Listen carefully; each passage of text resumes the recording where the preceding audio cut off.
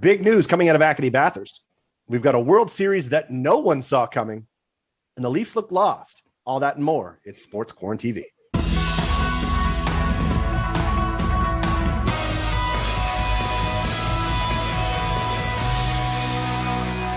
What's up, everybody? Welcome to another episode of Sports QuaranTV. Chris Dobson and Gerry Green coming at you in your living room. Gerry, we've got a great show. We've got a lot to talk about, and we're starting right off the hop. Big news coming out of Acadie Bathurst this week. It looks like the Washington Capitals will be sending star forward Hendrix Lapierre back to the North Shore, which would be a huge addition for the Acadie Bathurst Titan.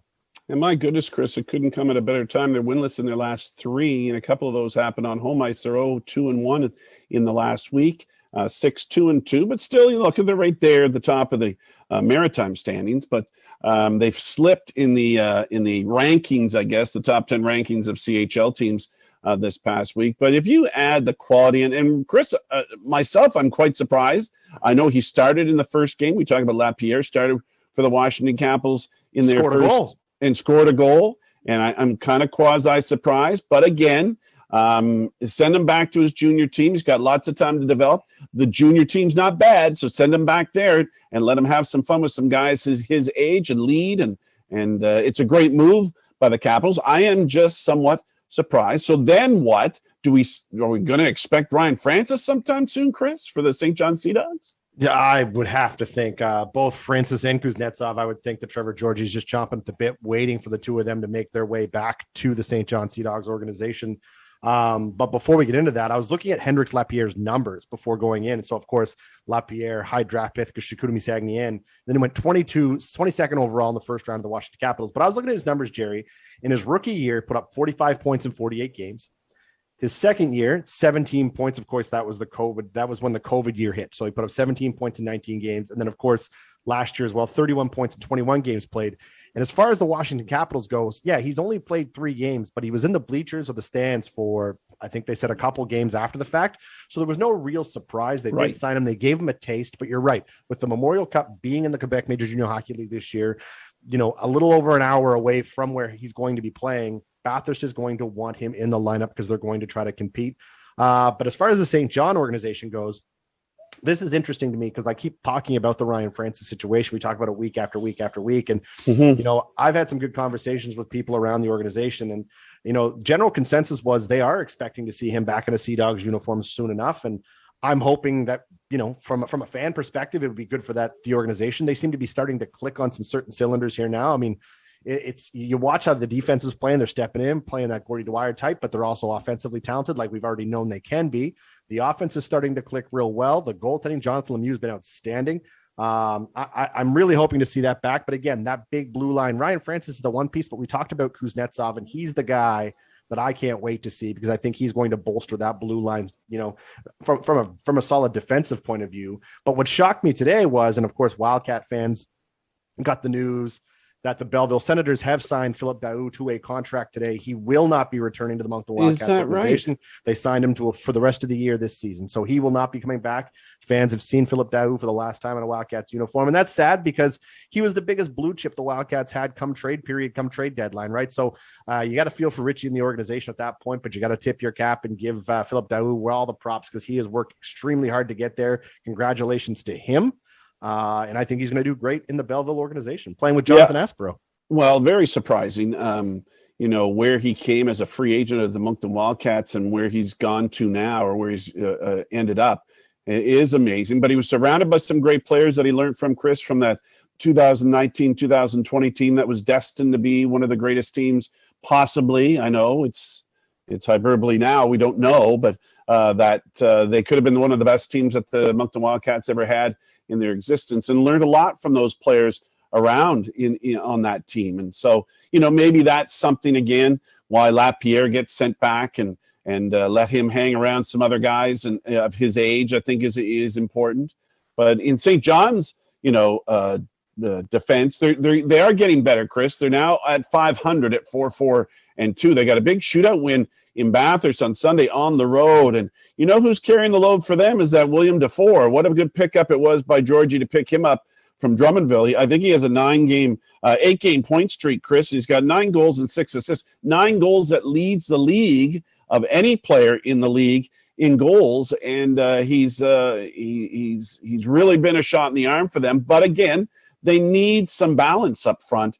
Do the St. John Sea Dogs to deflect some of the response or the concentration on that top line that has Lawrence and Burns on it. So they need some distribution there. But did you know, Chris, who's on top of the overall standings in the Quebec Major Junior Hockey League?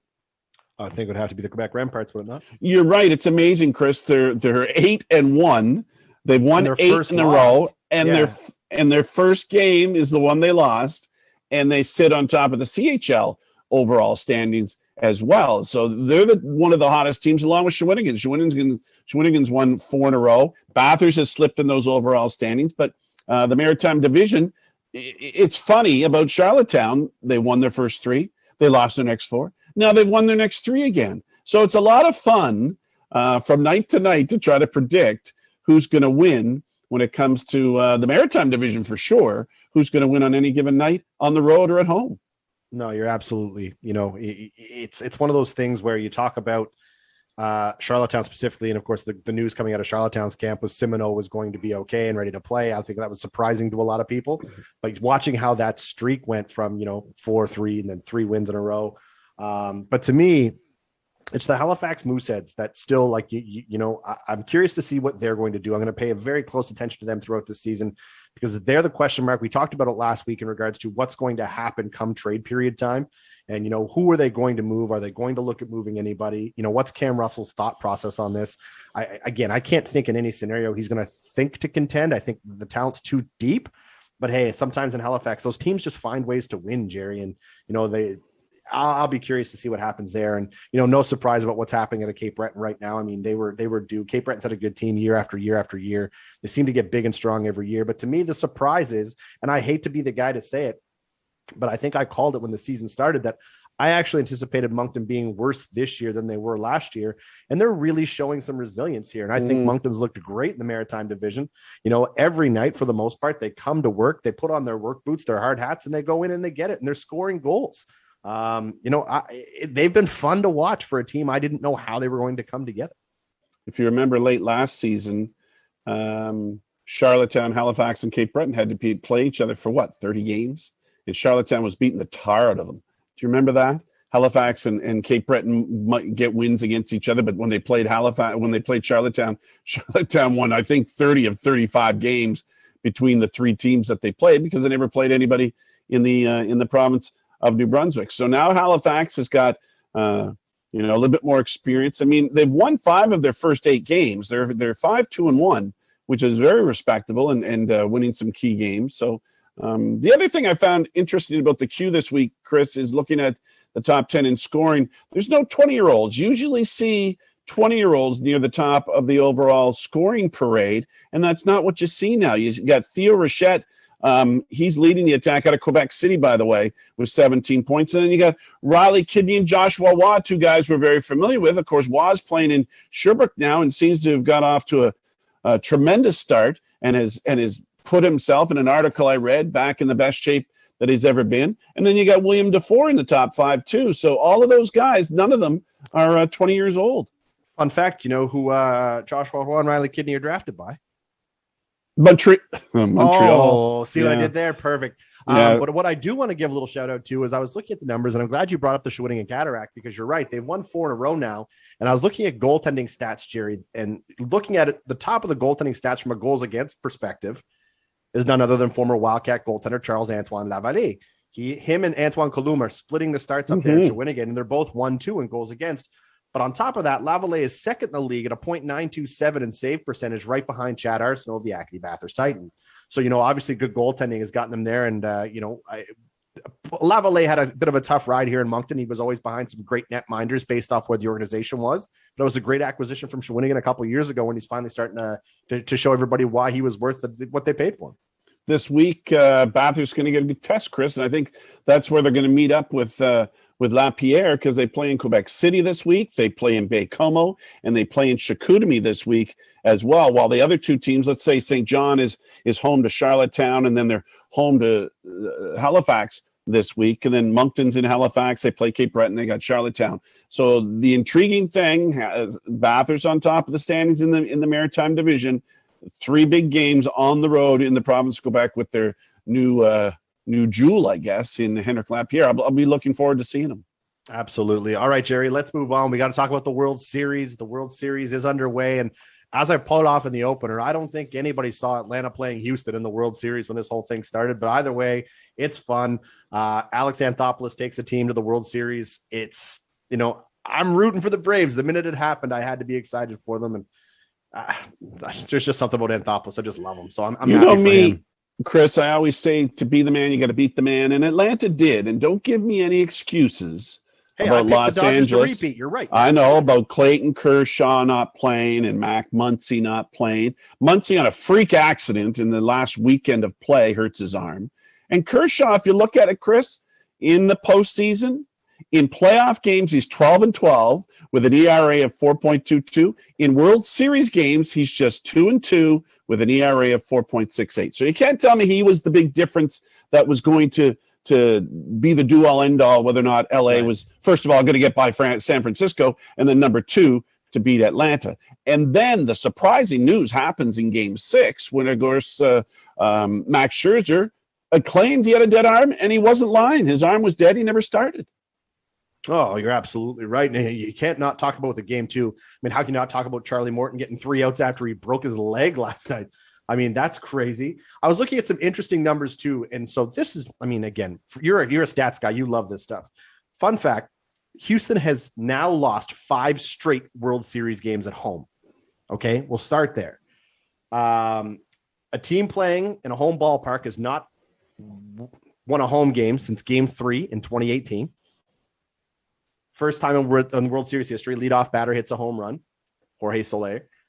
And then Max Fried, who should be on the mound for Game 2, has won 10 of his last starts. I like Atlanta right now.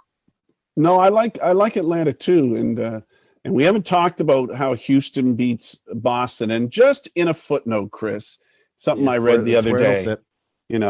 Does Cora, put too much faith in Chris Sale? Was that the biggest decision made by Cora that didn't work out for his team that then maybe does eventually have them lose that series? You know what? He was on a short leash every game he was out there. I know. But at the same time, I think the big question mark was his breaking ball. He couldn't get it. I mean, that was the one pitch that he relied on because everybody had timed his fastball. So, that was his money pitch. And if, he couldn't find it, he couldn't figure it out. And batters knew that. And so, they were ringing off him. But yes, to answer your question, do I think they relied on him heavily? I think knowing that you had Eovaldi behind you, I think you were okay. But overall, it was a question mark for me on Sale's return in the first place. I was excited. He looked great in the regular season, looked great coming into that. But, the division series and the championship series, it's just they seem to have Chris Sale's number. So I don't know what's going to happen next. Yeah, and very quickly, Chris, when you get focused on a team, when you get down to the Final Four, you get some more background on teams. And that Atlanta team lost that Ronald Acuna Jr., who was one of the best outfielders in Major League Baseball back in July. And what does Anthopoulos do? He goes out and he puts a platoon together of outfielders, and you don't get those stories during the season. You get them when they're magnified through the playoffs. And I think Atlanta is a team that could possibly be a destiny team. They had 88 wins during the regular season. It don't matter when you go to the postseason. They've got some momentum. Oh, you're absolutely right. And again, this is what Jays fans were hoping for a few years back when Anthopoulos was at the helm. And hey, look, I mean, maybe they'll get there next year or the year after that. And, that's how they built this team. But overall, it has been exciting. I kind of like it. It's similar to me last year when we were talking about the Milwaukee Bucks going into the NBA championship final, right? I mean, when was the last time we saw Atlanta in the World Series? 1999, wasn't it? Or was it the playoffs in 1999 or World Series in 1999? I think it was 1999. But I mean, my only issue with it right now is how late the games are for us here on the East Coast. I don't like it. It's too late. Oh, Chris, and by the way, watch Fox Sports. Don't watch Major League Baseball Network do the World Series. There's a big difference between Joe Buck and whoever they have on the other channel. On Major League Baseball Network is the other network that's carrying it. There's a big difference. Last thing I want to talk about quickly before we move on, and that is Altuve and Bregman have to get going. They were 0 for 10 in game one. Those are the guys that Houston's going to need to get this thing running through. All right, Gerry, let's move to the National Hockey League. Big news. We got to touch on it today. Of course, the story coming out of Chicago. The fines come out. Bowman stepped down. McInnes is gone. Only two guys left are Quenneville and Cheveldayoff. Is that surprising to you? Quenneville's actually coaching, and Cheveldayoff, they were the only two guys who were part of that organization who still have jobs as of today. Yeah. And you got to want to know who knew what. And the fines come. It's not for what happened, but that they never did anything about what happened. Now, there's still going to be more to come. There's more things. There's more stuff that's going to hit the fan here. But the initial investigation was penalizing the team. The league, it was penalizing the team for the lack of investigation. That is the first step. We're a long way from this being over, and there's going to be interviews galore for Cheveldayoff and everybody else behind the scenes. So. They had Duncan Keith on earlier today, and he said, as a player, I never noticed anything, and that's could be a legitimate claim, but there is still a lot of, as they say, skins of the onion to peel back here yet before we get to the end result. I think, and again, the only last thing I'll touch on with that is, of course, Bettman has come out and said that, hey, you know what, I will be meeting with these guys. I'll be conducting interviews myself.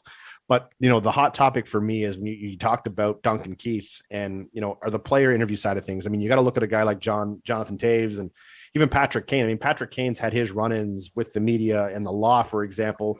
Maybe he did, maybe he didn't. At this point, you got to take people's words and names for it. But overall, it's sad to see. I'm glad it's coming to light. Of course, they referred to, as John Doe, and then it actually came out today. It was Kyle Beach who was the John Doe. So, I mean, it's, that's breaking news that's coming up today as we're talking about this. So either way, I hope they get it resolved. There is no place for that. We talked about, I'm not going to say cancel culture per se, but at the same time, it's nothing you want to hear about, but I'm glad they're getting down to the bottom of it. And I hope that the penalties are severe, and I hope that they match exactly, because Kyle Beach will never get that stuff back, but we got to move on. I want to talk about the Leafs slow start, Gerry. We talked about the Habs slow start last week, so we can just avoid that, sail right past it. But I want to talk to you about the Leafs slow start. Is it time to panic in Toronto? Chris, you really got, look at Mitch Marner doesn't have a point. Since Matthews came back, I don't think he has a point. They were in Carolina the other night in an awesome game where I really got to see what kind of team these Carolina Hurricanes are. And they've got some great defense, and they've got their former Leaf goalie in the nets and Anderson. They've got a lot of power up front. Toronto looked lost at times against them. Toronto's 2-4-2, Chris. They've lost their last three. Here's their only good news. They're going into Chicago to have a game with the Blackhawks, and then they got Detroit at home on Saturday night. They could wipe that out and get back to 500 with a couple of wins against teams they should. If they don't, Chris, there's trouble. I mean, there's serious trouble if they can't beat Chicago. Now, Detroit is improved, don't get me wrong, but you're home on a Saturday night, and you should be motivated to beat Detroit. So, but it's a very tough division that has, Florida and Quenneville off to a 6-0 start, the Panthers. Tampa's in the division. Boston's only played 4 games. They're 3-1. And Buffalo's playing well in the division. Oh my gosh. Where do you go with this? Toronto's got a lot of work to do, and they better start doing it. You're absolutely right. Now, the only thing I feel bad for to a certain extent is, obviously with social media, we saw what happened with Jonathan Drouin in Montreal, but Mitch Marner is getting roasted right now for taking his contract, and actually they're raking him over the coals. But right now, if I'm Toronto, forget Detroit. Forget Detroit even exists right now. You've got to go into Chicago, and you have to obliterate them. Chicago hasn't even so much as held a lead this season. Right? Yes, they're winless. If you're the Leafs, you got it. They're winless, and they haven't even gone up by a goal. All I'm saying is, if you're the Leafs right now, you have to manhandle the Blackhawks. You have to make Seth Jones look exactly the way Seth Jones has looked all season long, which is an embarrassment to $9.5 million a year. And at the end of the day, it's if you're the Leafs, you talked about Mitch Marner, John Tavares has to get going. He hasn't looked the same. It just looks like they've lost that identity. I mean, look at the guys they've lost: Hyman, Foligno's gone. Joe Thornton's gone. Looks like the older leadership group, their best player is Jason Spezza, bar none, without a question. I mean, Nylander's looked okay. You got to feel for Jack Campbell. Morgan Riley, to me, is the guy, unfortunately, who will probably be the scapegoat here. I mean, come trade period time, he's not going to resign, and he's not going to sign a hometown discount when he gets there.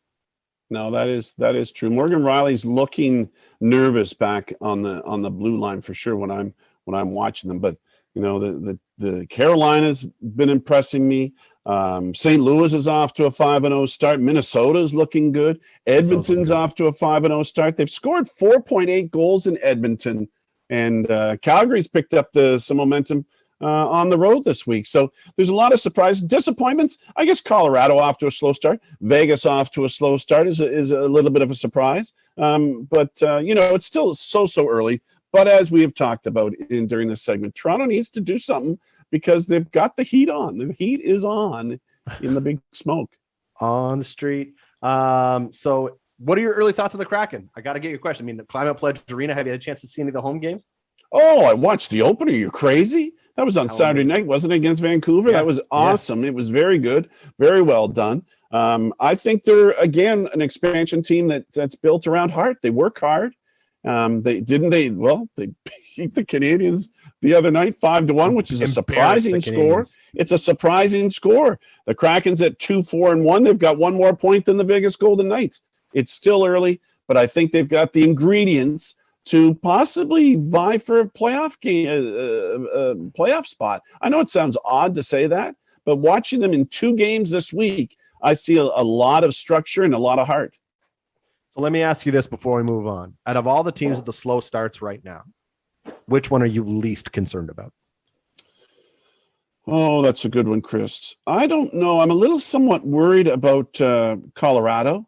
I know they're a playoff contending type of team or a Stanley Cup winning type of team. I'm a little concerned there. McKinnon was out with the COVID protocol for a while. I know, but they can't hold everything. They can't.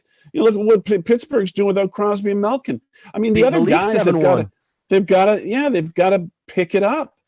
So let me say this: I'm concerned about Colorado's depth. Then, if McKinnon's out and they're inconsistent, so that's my main concern. I want to see them with my own eyes first of all. All right, we've got about 3.5 minutes before we go to the wrap. We got to talk about the NFL. Is it time for Chiefs fans to panic? Oh my gosh, Chris, weren't they awful last week? You know, week 7 was awful in general. There was a number of blowouts. There was 7 blowouts, Chris, including New England beating the Jets 54-13. You know, I love football. I wasn't interested in watching any of the games. Titans blow out Kansas City. Cincinnati blows out Baltimore. Never got a chance to see those. Cardinals go to 6-0 with a blowout win. And then you had the Monday night and the Sunday night game, which were rainy games Carson Wentz that were awful. But they were awful games to watch. Awful games to watch. So I'm not sure if you see the group chat here now. We're getting some colorful messages from our producer. Overall, so yeah, I agree with you. But you're right. You're right. They should be concerned in Kansas City. All of a sudden, Chris, they can't seem to stop anybody defensively. Not that they could before, but obviously something's been found out, and they beat them. They're getting scored on over 30 points a game every game they played this season. Who's been the biggest surprise for you so far? The Bengals, the Raiders, or the Cardinals? Oh no, it's definitely the Bengals. I'm happy for the Bengals. That big victory they got against the Baltimore this past week was a real measuring stick for them, and I'm happy for it. Now they can't let their foot off the pedal, but they got the Jets this week, so they should be all right. If you look at the week 8 schedule, you've got a lot of lopsided games like the Rams playing Houston, and Detroit has a chance to win this week, Chris. They're home to Philadelphia, so hope they can get off the snide anyways. And before we hit the wrap, I got to know, what were your games of the week? Which ones were your favorite? Oh, it would have to be and there was just 2 of them, Chris. Was the Titans beating Kansas City and Cincinnati beating Baltimore. Now this week, there's really, for me to watch, I want to see Buffalo win again. They've got Miami after a week off, and Miami's just 1-6. The only interesting game I see this week is Dallas playing Minnesota in Minnesota. Minnesota's improving. They're 3-3, and Dallas is 5-1. First of all, the Colts play Tennessee this week, and that's going to be a huge game for the division, especially because now they're comparing Jonathan Taylor to Derrick Henry. So first of all, wash your mouth. It's going to be okay. That's also another game that I think everyone should tune into. But well, overall, you like certain games. I like other games. I don't want to watch old boring Colts. Oh, here we go. Just a Anyways, shot. Jerry, I know. Anyways, let's get into it because it is time for the wrap. This is the part of the show that everybody loves. We love to do it. They love to watch it. We're going to fire off some rapid topics as best we can and keep everybody informed. We're going to start with the MHL. Jerry, some sad news coming out of the Maritime Hockey League this week. Yeah, Chris, a bus carrying the staff and players of the Miramichi Timberwolves was involved in a fatal accident on Sunday afternoon on their way to Fredericton on Route 8 and had their game postponed, of course, in Fredericton. And we offer our condolences to the family and the victims of the Sunday's accident. But, you know, Chris, I know fatal accidents happen on our roads at all times, but it just seems to get magnified when a bus of players and a team is involved. So we just got to always remind ourselves how fragile life can be. We're thankful that they got home safely. The Timberwolves did in this region. The Timberwolves are going to have the show go on. They're expected to play Friday against Fredericton here in Miramichi. Chris Crosby, is he coming back? Yeah, all signs point to yes. He is now listed as day-to-day. Of course, Crosby going under the knife, successful wrist surgery back in September, was listed out 6 weeks. Well, 6 weeks has come and gone. That would have been October 20th. I know he's been on the ice. The Penguins are in no rush to get him back onto the ice as they seem to keep winning. You know, they're without a lot of guys right now. I mean, but I'm sure they'll be excited to have their captain back in the lineup. So it should be just be a matter of time, and maybe another game or two. Hopefully he'll be out there. What's the latest in the CFL, Jerry? Well, there's only one team to talk about, Chris. It's the Winnipeg Blue Bombers. They're 10-1. They've already clinched a spot in the Western Final. There's nobody else in the league that's better than 6-4. There's 3 weeks left in the schedule. The Bombers are going to host the Western Final on December 5th. And the interesting news out of Winnipeg today, or the other day, was the Jets are supposed to play in Winnipeg on December 5th. They moved their game an hour later. So if you wanted to go to the Western Final and then go to the Jets game, they both cooperated with each other. And which other way would you want to have it? You can go to football in the afternoon, go see some hockey at night. Chris, football, speaking of, college football had a crazy game this past weekend. 9 overtimes, Jerry. Illinois upset the number 7 Penn State. It went 2 regulation periods, 2 regular overtime periods, and 7 extra overtime periods, which is different because after 2, they start with a 2-point conversion either way. Crazy game. You're absolutely right. Well, Jerry, that's another great episode in the books. Thanks to everybody for watching. We love doing it. Make sure you tune in next Thursday.